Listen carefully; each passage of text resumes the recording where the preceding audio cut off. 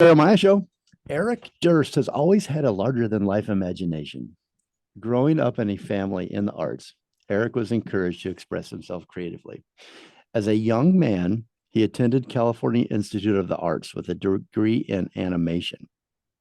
Upon graduating, Eric began winning many awards for his animated films, and he received an American Film Institute grant, as well as funding from numerous other foundations, which helped him pursue his filmmaking career and to create his own independent films. And he did this for a number of years. Using this work as a foundation, Eric's career first helped him become one of the busiest commercial directors in the industry. He was sought after for his unique style. He was known for light comedy and magic twists, which merged actors' performances and visual effects together on the small screen. With over 200 commercials to his credit, which included Volkswagen's US advertising for 3 years consecutively. He worked 5 years as exclusive director for all of Black & Decker's commercials and over 6 national campaigns for Polaroid. His other clients included Diet Pepsi, Ford, General Electric, Dodge, and AT&T. But while witnessing the sweeping growth of the visual effects industry, Eric's decided to transition from commercials and to dedicate his time exclusively to feature films. So, as I got to know Eric over the last few weeks and a bunch of email exchanges at a very exciting time in his life, and you're going to hear about that in just a moment, a particular email really caught my attention from Eric. This email explained his passion for his life's work. And in that email, Eric described the art of visual effects to me this way. Visual effects is the creation of photographic images that you can't achieve in real life.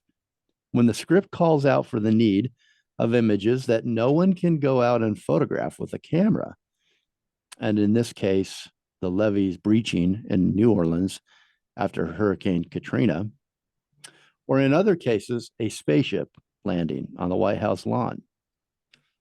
VFX is brought in to put it all together. The art of this is to do so in a manner that is so indistinguishable from actual photography, the mind is tricked into believing it really happened. It's a bit of a magic trick, and I always get a kick out of the audience not knowing that it was a trick. That's what Eric wrote to me, and that sparked my imagination. Just the simple way that he put that, I just really like that. And it really is amazing what can be achieved thanks to VFX artists like Eric. Eric's first assignment was to create Gotham City for Batman Forever in film, which started his long career in the cinema. His film credits include Snowpiercer, one of my favorites, with director Bong Joon-ho, Gods of Egypt, and Knowing with director Alex Proyas, Night and Day with director James Mangold, and Spider-Man 2, and Syriana, another great movie. One of the movies I noticed on your long list of credits was I think it's 13 Hours, which with our friend Anne Heche, one of her last movies. Oh yeah, absolutely. Yeah, Anne is a great friend of ours, really close friend for years here. I knew that. Yeah, yeah, he was great. Yeah, Eric teamed with director Ron Howard, and I got to see this. This looks really good, on the National Geographic series Genius, for which he received an Emmy nomination. And Eric continues to blend feature and episodic assignments with credits on Perry Mason for HBO, Messiah for Netflix, The Terror for AMC, and most currently, and what we're going to mainly talk about today, 5 Days at Memorial for ABC's Signature and Apple Plus TV, for which he was nominated for Best Supporting Visual Effects in Television for the 2023 Visual Effects Society Awards. The Visual Effects Society is the worldwide organization of all VFX artists and executives in the industry.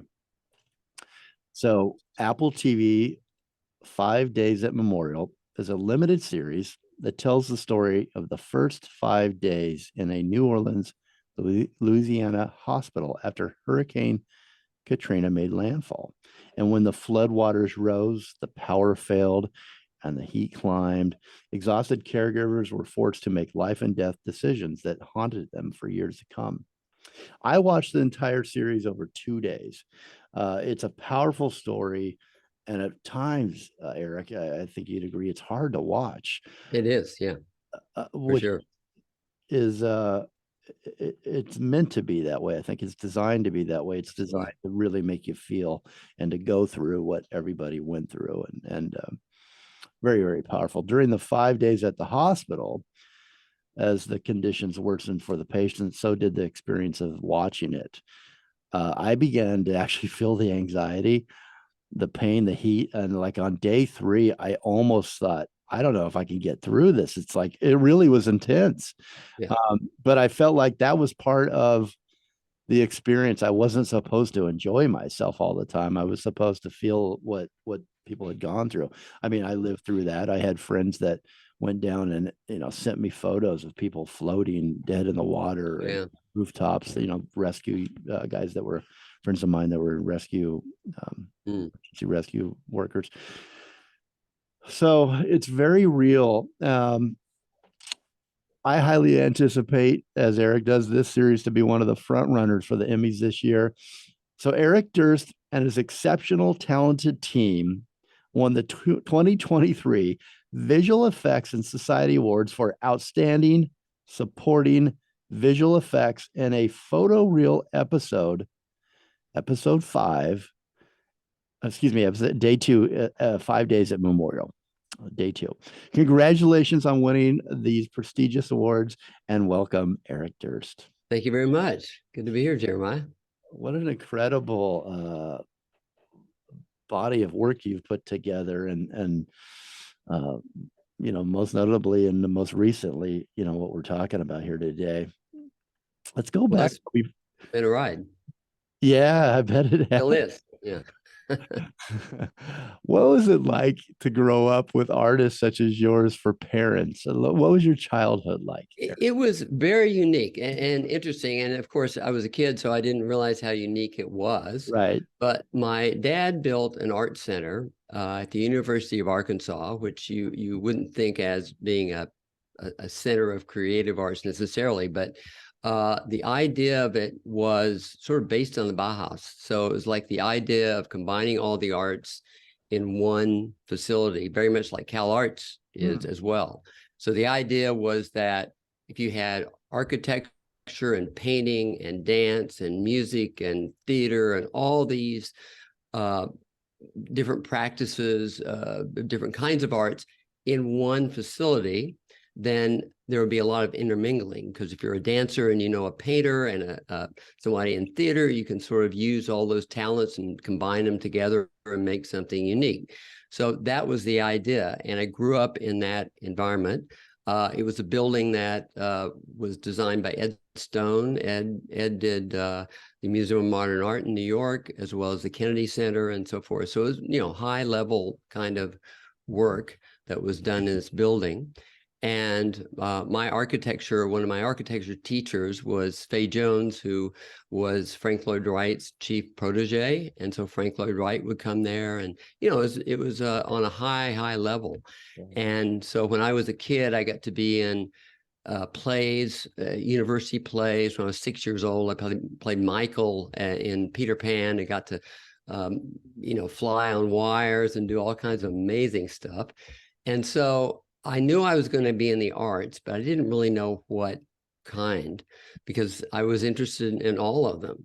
And then that later on, I learned about Cal Arts and decided, well, that's where I want to go, because that seems to be sort of what I grew up with. And when I got to Cal Arts, I realized that, filmmaking is sort of the combination of all those arts, or can be. And I got into animation. And one of the most incredible moments of my life was sitting in the animation room. It's very hard to get in now to that it's the top animation, class in the world. At that point, when I got in, it was not as robust. And so I remember Jules Engel, who ran that department and was sort of a mentor to a lot of the people that started Pixar and everyone in the industry. I was sitting down in this room, just sort of observing what everyone was doing. And Jules came by with a stack of paper and just put it in front of me and gave me a pencil and said, make a film. And that was the beginning of everything. And the beauty about that was, and something that really fuels all of my sort of foundation of everything I do, is if you can make life happen, a sense of animation happen with just a pencil and a piece of paper and multiple pieces of paper, then you can do pretty much anything. I mean, you understand it's the simplest tool you can do things with. So if you understand that, that's the foundation of timing, of weight, of everything that film is. And so I use that as sort of my basic lens of which I see things through. So when you were a child, would you did you have just this big imagination, as children often do, and would you draw? Was that your main outlet for stories? Were you an artist, like a?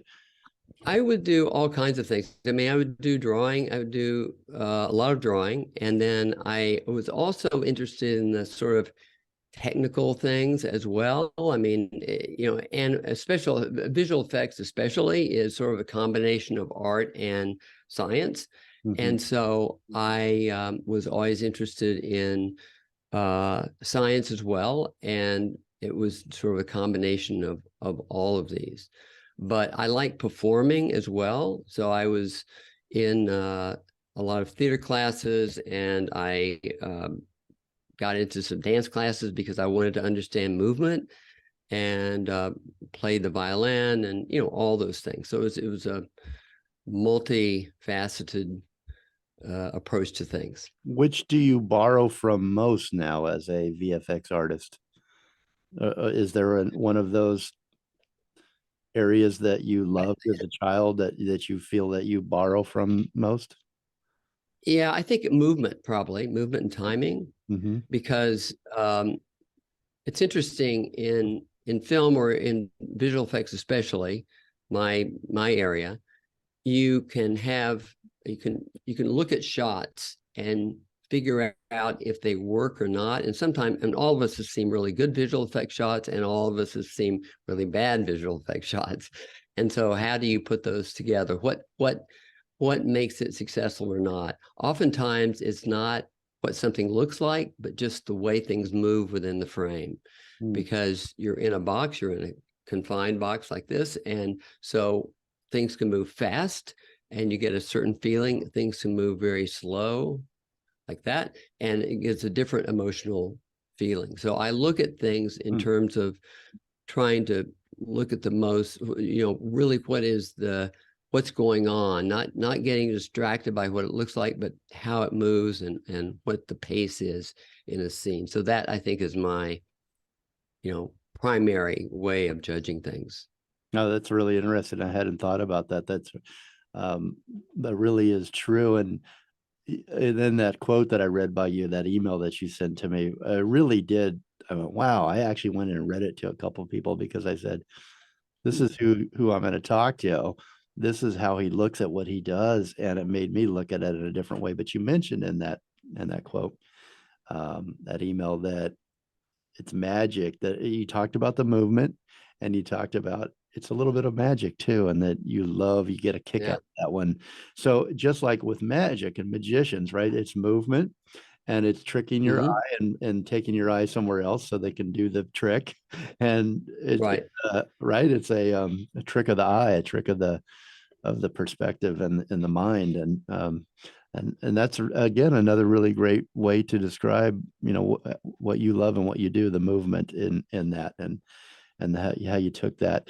You know, it seems like kids grow up a lot quicker these days, at least from my perspective. It doesn't seem like there's the same childhood as maybe you or I had growing up, where, you know, I actually lived in Arkansas for a little bit too, and Oh, really? Wow. yeah, What for part? about 6 months. Um, what's this? The main? I was 11 years old, so I don't remember well. But it's the cap. Little is it Little Rock? Little Rock, yeah, Little sure. Rock, yeah. Little So Rock. it was near there. It's a little outside of that, and there was a Okay. tornado. Our first couple of Right. months there, so we went into the storm shelter, and then we pretty much moved after that. My parents packed back up, and we went back to California. But For the earthquakes, not tornadoes. So right, yeah. I mean, there's something everywhere. So, uh, how important, being that kid with that a big imagination, being able to be outside to run, to build forts, to all the little things that we do. I love to draw as well, and I would draw a lot of like out spaceships and astronauts and things like Mhm. that. How important is imagination and allowing, what your parents did, allowing that freedom to create as a child? And then the second part of the question is, most of us sadly grow up and we don't get to continue to do that. How did you made a conscious decision of like, I'm going to imagine, I'm going to bring things to life, I'm going to be an artist in this way? Right. Well, I think, like I said before, it's like I knew I wanted to be in the arts somehow. And I had a fantasy when I was a kid. It's like if I could have like a photograph in a gallery, anywhere, like in New York or anywhere in the world, then I would have made it. Like then you're set for life. And it's not quite like that. So uh I didn't have any sort of sense of economics or how to make a living or anything like that. I just knew I wanted to pursue something in the arts. And but it was I did a lot of painting. I did a lot of all these different things, and only until I really found sort of that film could combine all those could I sort of feel satisfied in that I didn't have to like omit any of those aspects. I could incorporate them, and do that. And the fact that animation, when I was starting, you could build your own world, and it was, in a way, I was building worlds. And I would go into these almost trances. I mean, I would go into these places where I just sort of lived in these moments in my head, and I really felt it was tangible. It was real. I felt like I could go there. Maybe it was avoiding life. I don't know, but it's like certainly you have to go in that space to really fully feel the full volume of what you're doing. Mhm. And so I was able to do that pretty easily, and that sort of fueled all this work.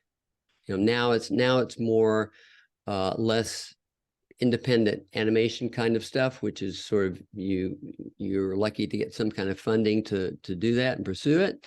Now it's more movies, and there's an economic factor of it as well, like a large one on films especially. And so you have to sort of balance the finances as well as the artistic, as well as managing various people. Visual effects is something that involves a lot of people, and there are places all over the world that you work with. For instance, I've done shows where you have 14 different companies that you're working with around the world, sometimes 1,500 artists working on one project. So your management skills come into place. You have to make it look like only one person did the work. It has to be consistent. There are a lot of different factors that tie into what things look like on the screen. So you have to sort of build those skills as well. When you bring all those extra skills into it, management, the business, the massive amount of investment and money and pressure and all that, is it still enjoyable at the end of the day? Oh yeah, sure. I mean, there are moments where it's not, for Yeah. sure. Like any you know, job. but overall, I really like it. I mean, I like not only just the art itself, but meeting a lot of incredible people along the road. And you also, I like the sort of human dynamics of things, and like how to, for instance, how to present things is always fascinating to me. It's like you're working with people who don't understand visual effects. You get a lot of very worried people when you're fabricating this whole world behind, and when you photograph it, it's just a figure against a blue screen or a green screen, and nothing's there. And so it sort of freaks people out because there isn't anything you can grab on, and they're trusting that you will pull it off. So you have to sort of show various versions of things, and there's a whole art of like making sure everyone feels comfortable about what you're doing, and then building up those images as you move along. And since you're working with sometimes, you know, hundreds of artists, you have to steer them in the right direction. So there's a lot of a lot at play to do that. And then when you're presenting the work, you have to present it in a way where it's like there's a, when you're developing shots, and we will look at a breakdown later on, I think, but when you're doing that, you're showing very rough versions of it, and it gets more refined, and then more refined, and then it's fully finished. And in the beginning, it's like, we call it the teenager stage. So it's like there's, you know, the skin has all kinds of problems and everything, but don't worry, it's going to be okay in the end.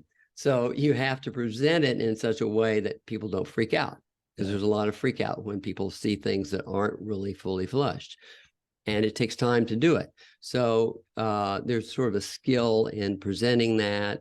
And once you understand that and can do that, then you can successfully sort of go to the final product without too much of a flurry. Sounds like a lot of pressure. Can be. Yeah, it can be. Before I leave Arkansas, we've got to take a break here, and maybe I'm going to see if I can push it a little longer for the break, but depending on how long the story is.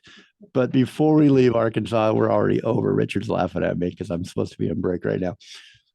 But I want to move on to Hollywood with you and really get into the VFX artist and your artistry and this movie. Before we do that, though, in Arkansas, you lived next to President Bill Clinton. He was your neighbor. What was that like? Right. Well, it was was a long interesting. story or a short story? Probably a long story. No, it didn't have to be long. It's inspiring. I had finished CalArts, and I was, you talk about the stack of paper. I had this stack of paper of all this stuff I was working on in this new film. And I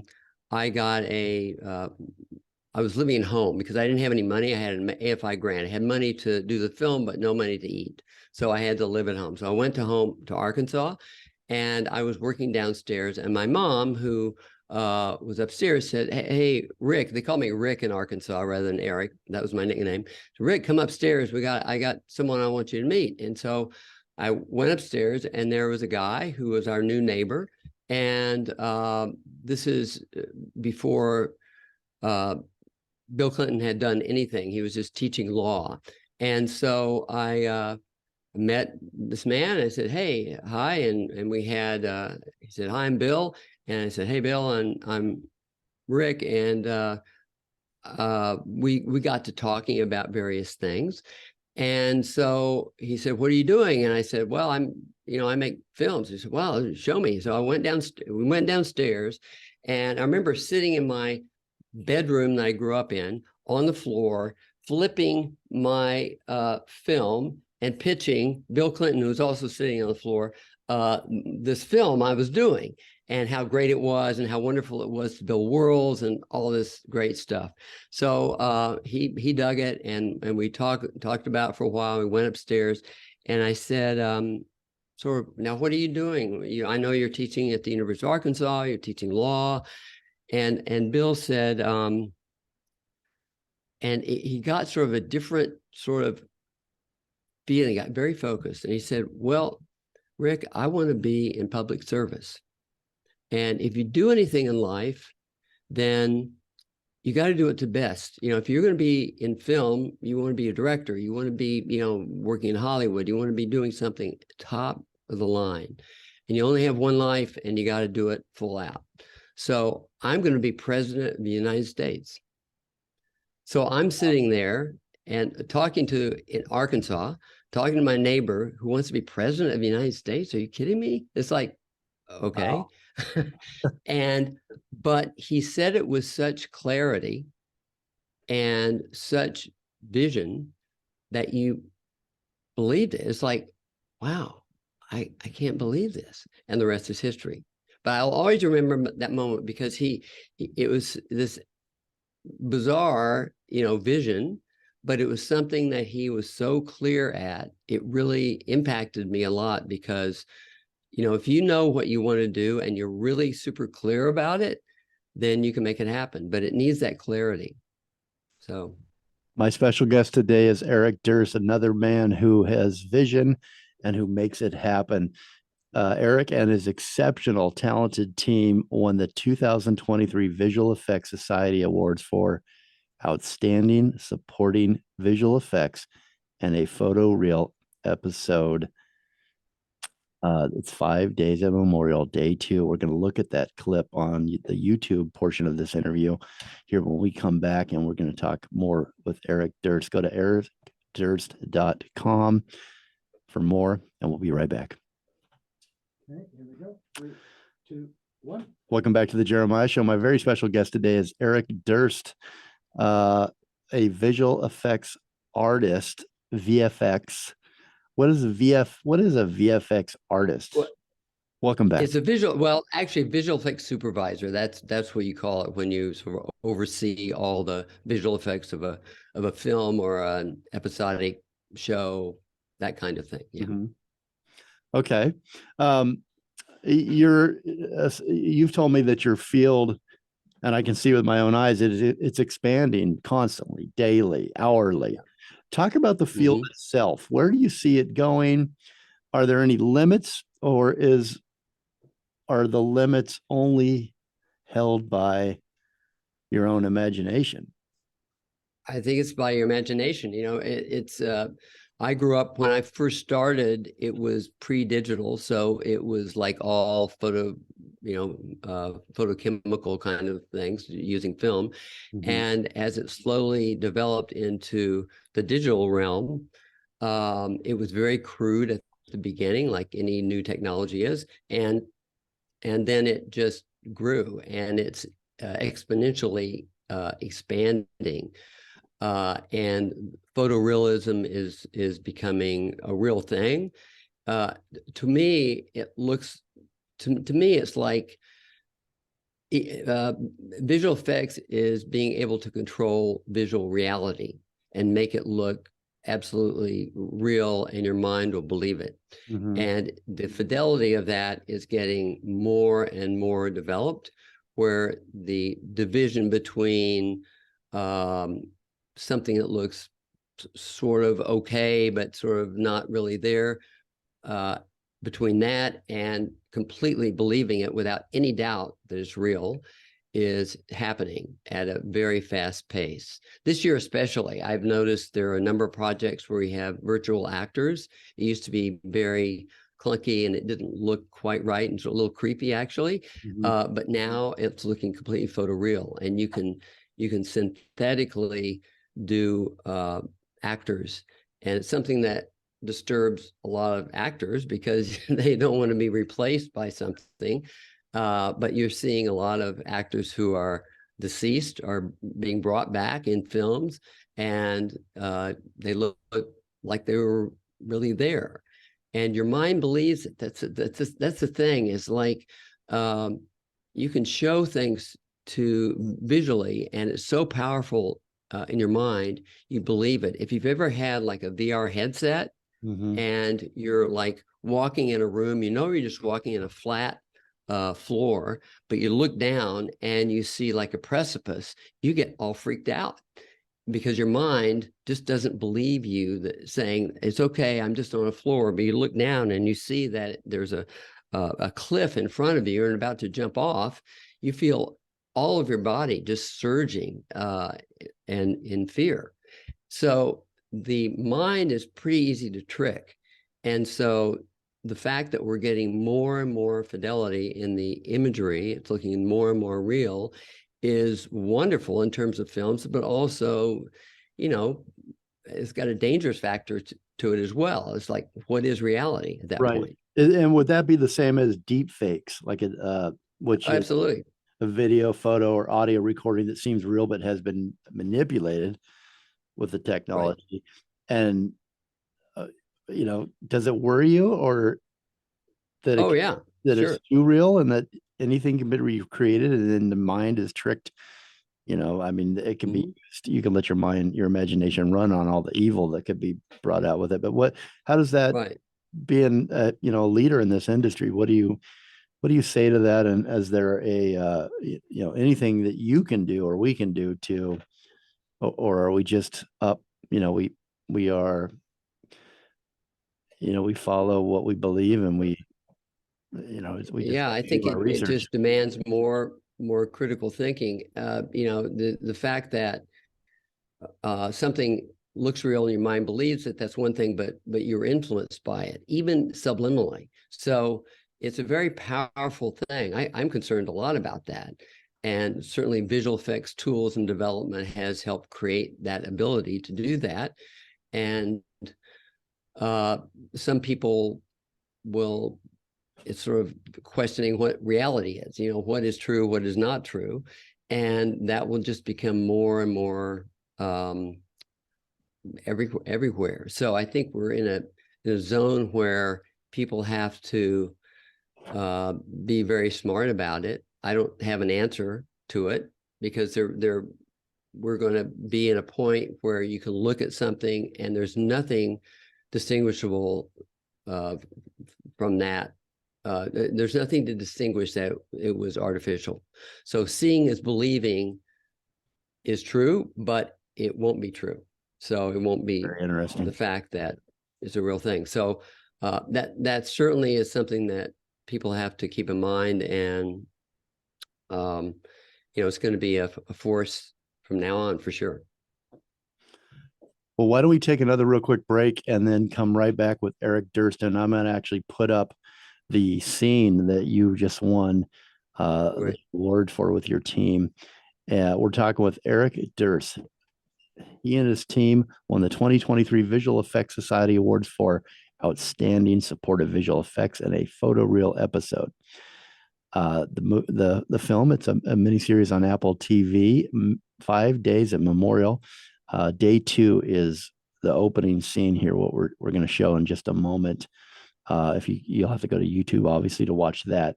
And then Eric, you'll take us through that and what you were thinking and how you recreated this incredible scene. Powerful Great. scene. We'll be right back. Okay, let me get that prepped and up. Am I? Is there enough audio that we can go ahead and roll? There's no audio on it for some reason. The one I found, anyway. Okay. Yeah, I'll just have to talk through it. Yeah, there is sort of a soundtrack.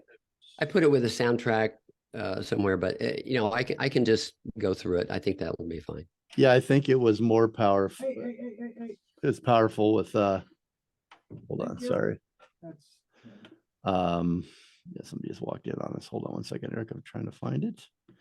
Had it all queued up and everything. So we'll go ahead and roll, and Tim and Eric will give us the narration as it goes. Right. To the radio. And I'll just roll it over and over. Okay, so I found it and I'm gonna play, but I need to share screen. Yeah. So look, so do not criticize my visual effects abilities.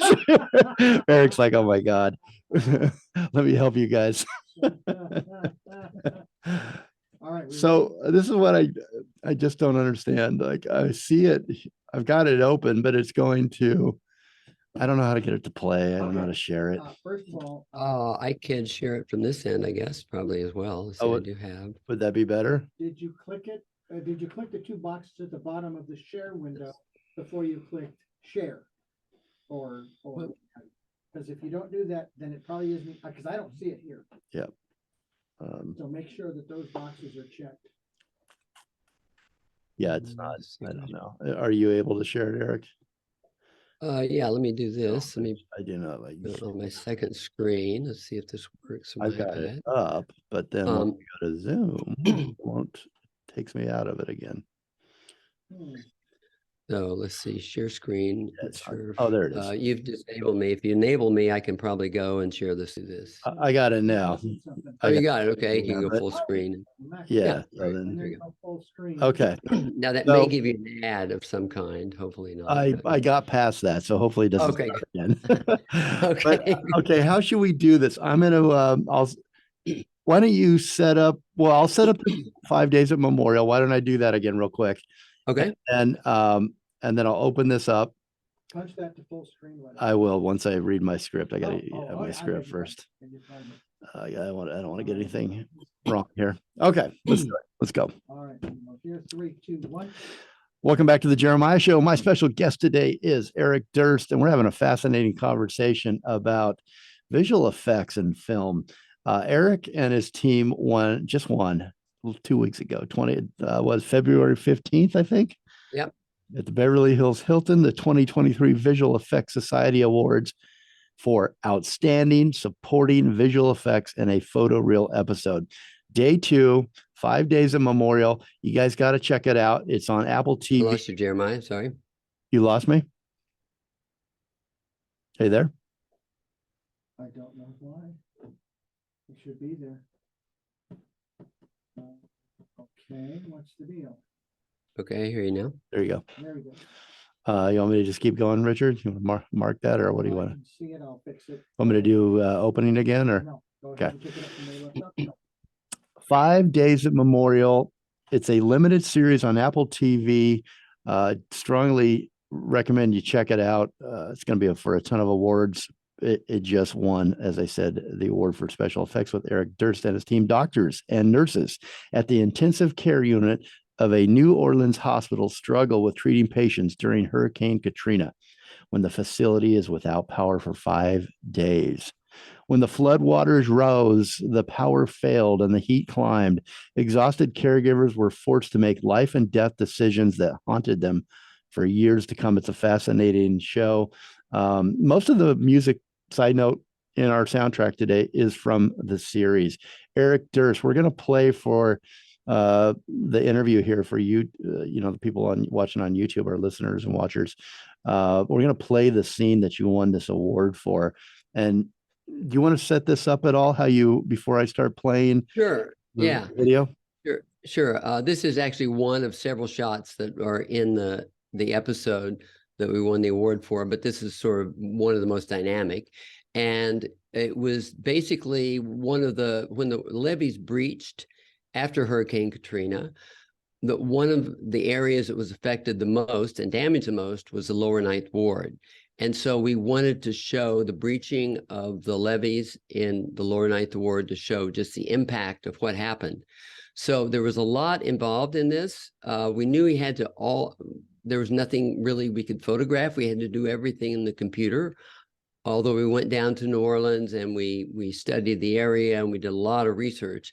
And one of the things was to figure out what really happened, because during Hurricane Katrina, there was a lot of footage before it happened and then a lot of after it happened, but really no footage of the events themselves. And so we really wanted to visualize these key moments. And in this case, this is the breaching of the levee. And I did a lot of research in terms of figuring out how the walls broke and what happened there. I use Google Earth a lot to sort of go into the time machine and see before and afters, and this is the visualization of that. It's incredible. How scary to be there. I've been to New Orleans. I'm sure you've been there quite a bit and a lot of time there. What are you thinking as you're creating this? Do you get emotionally involved? Are there different thoughts that go through your mind, as you? Sure. I think one of the things was the chief dictum that we wanted to do in this was that we were working with Carlton, Cuse and John Ridley, was that we wanted to be very true to these events, because a lot of people were killed and it was a horrible event that happened. So we wanted to be as true as possible, just to sort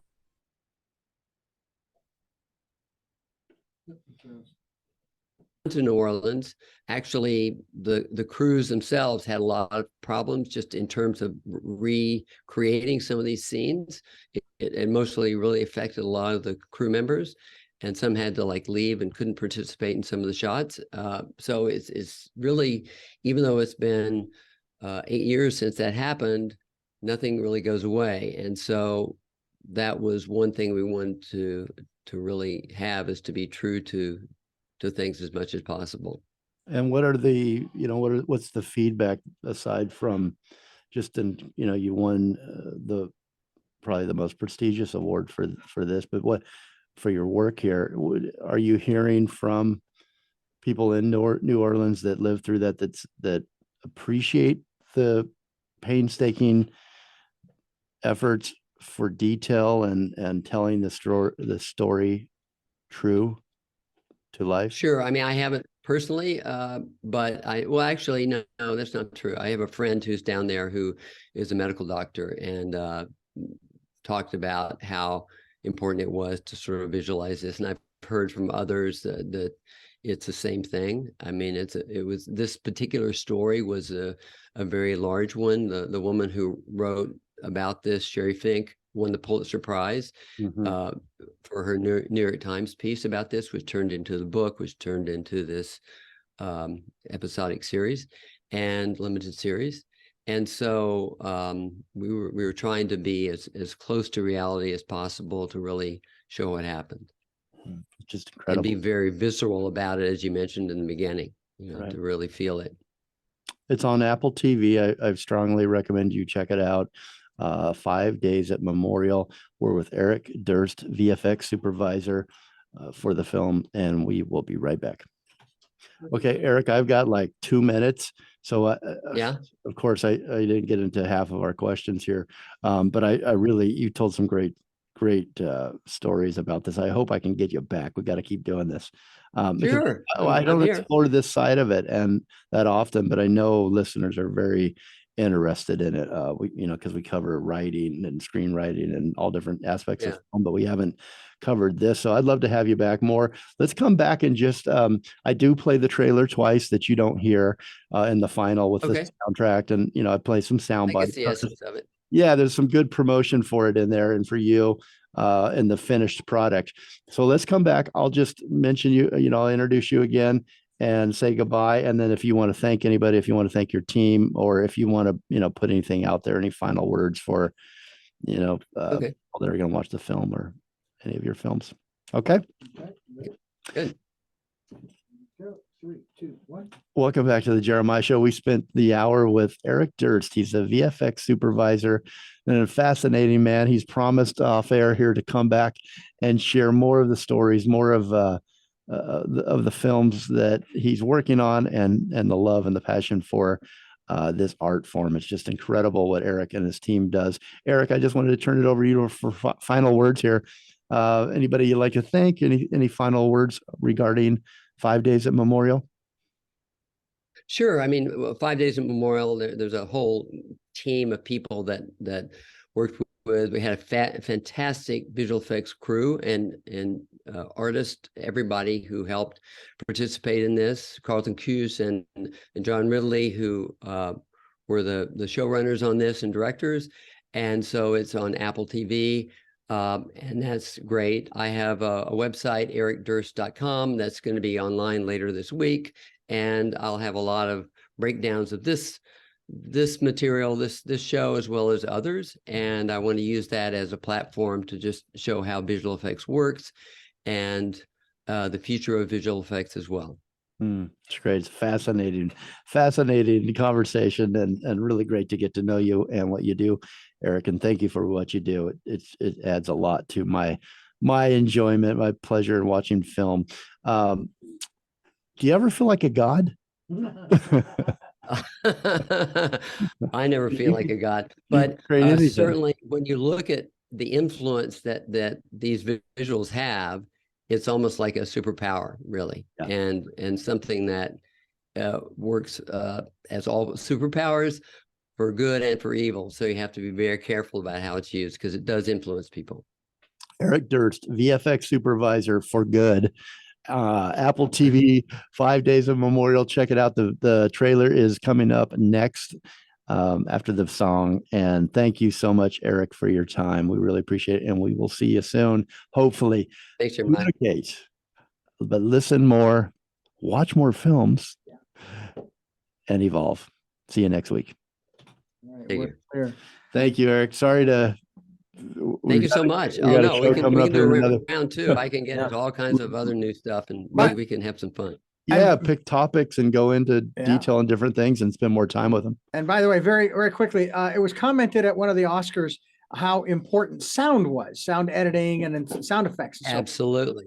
And I don't want to take away anything from what you do, but if it weren't for the But no- sound added to the video, you, your visuals would not have quite the impact. Would you agree? Absolutely agree. Yeah. And again, And a lot you I'm can not do with taking sound without anything saying away. things. yeah, I'm not taking Yeah, no, anything away from your talents. I admire them because I've only been video editing for about 2.5 years.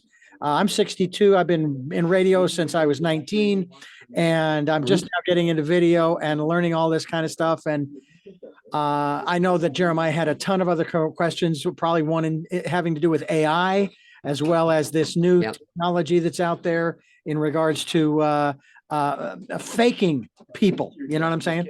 Anyway, Mhm. hey, thank you so much. This has been fabulous. Thank you very much. Appreciate it. You betcha. Talk to you later. soon. Bye-bye.